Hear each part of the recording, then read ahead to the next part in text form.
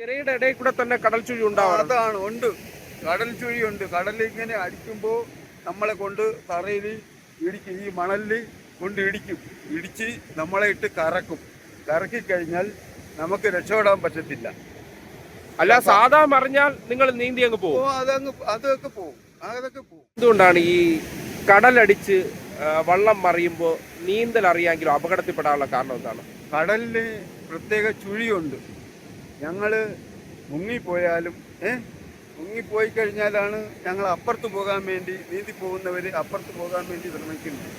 അല്ലെങ്കിൽ കരയ്ക്ക് വരുമ്പോഴായിരുന്നാലും കടലിന് ചുഴിയുണ്ട്.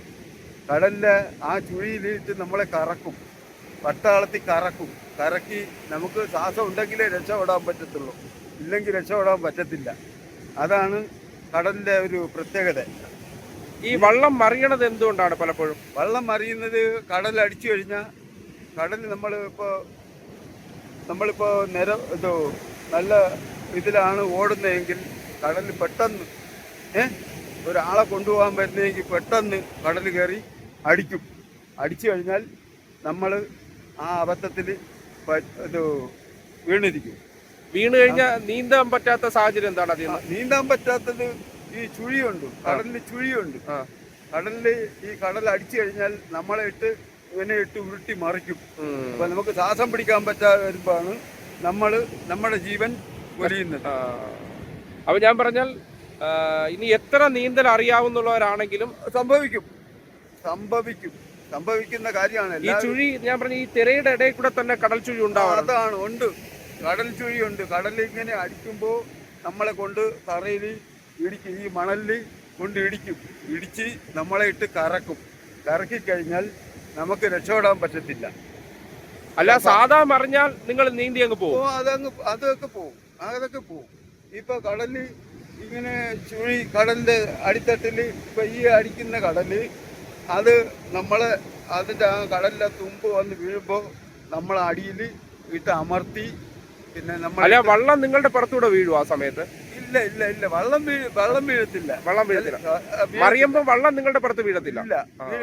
നമ്മൾ ചുഴി ഉള്ളത് കൊണ്ടാണ് അവിടെ മറിയുന്നത് അല്ലേ? വള്ളം ചുഴി ഉള്ളതുകൊണ്ടല്ല, കടലടിക്കുമ്പോ മറിയും.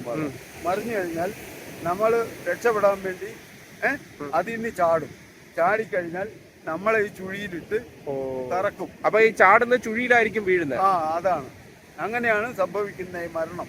കൂടുതലും മരണം സംഭവിക്കുന്ന അങ്ങനെയാണ്. സാധാരണ ഈ കടൽ ചുഴി ഉണ്ടാവുന്നത് ഈ പറയുന്ന കാലവർഷം വരുന്ന സമയത്താണോ ഈ ചുഴി ഉണ്ടാവുന്നത്?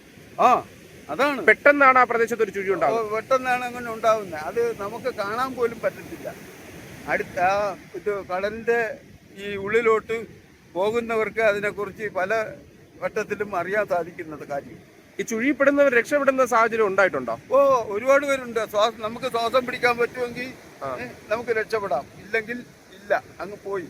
അതാണ് പിന്നെ നമ്മളെല്ലാം തിരക്കി നടക്കുന്നത്. അപ്പൊ ശ്വാസം പിടിക്കാൻ പറ്റാതെ വരുമ്പോഴാണ് ചുഴിപ്പെട്ടിട്ട്, അതാണ് നമ്മളിട്ട് അവിടെ ഇട്ട് നമ്മളെ ശ്വാസം പിടിക്കാൻ പറ്റാതെ വിധത്തിലിട്ട് ഉരുട്ടുകയാണ്.